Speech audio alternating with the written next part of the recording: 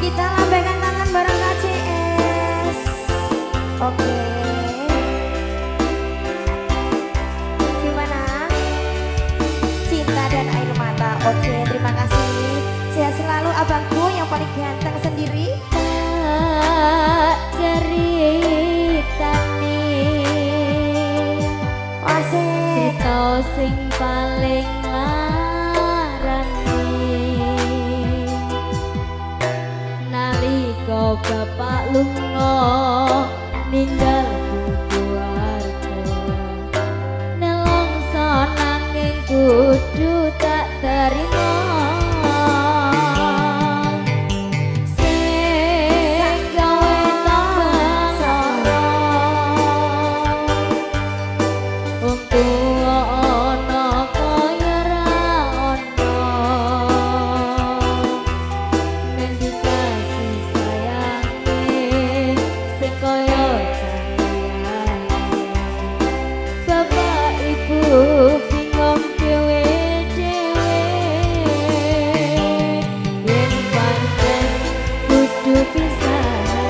Ojo nganti anak dadi korban berjuang ning jalan dhewean.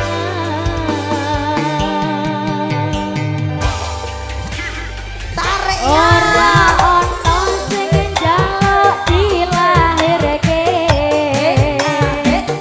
nang keluarga sing koyo ngene sabar.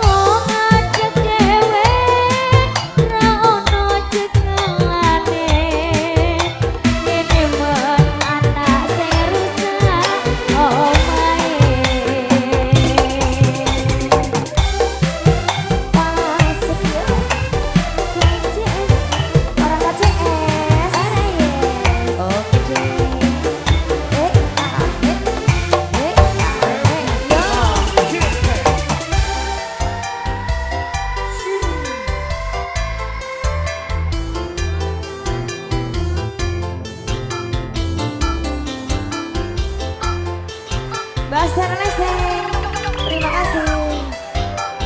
Dan juga ada Putri Audio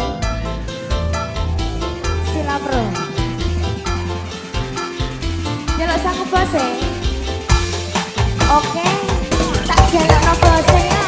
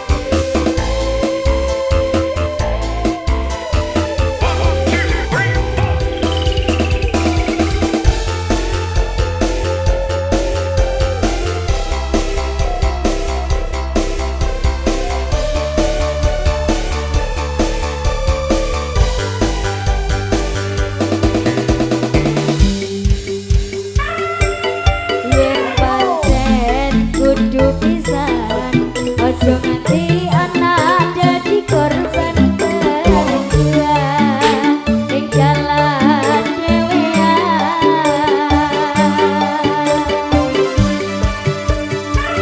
Ora ono sing jaluk dilahirke nang keluarga sing kaya ngene.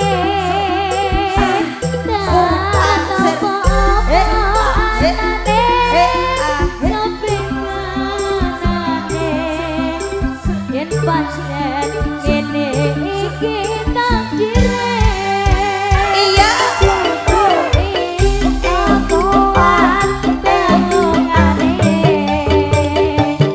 Marga ora disangka wong tuane.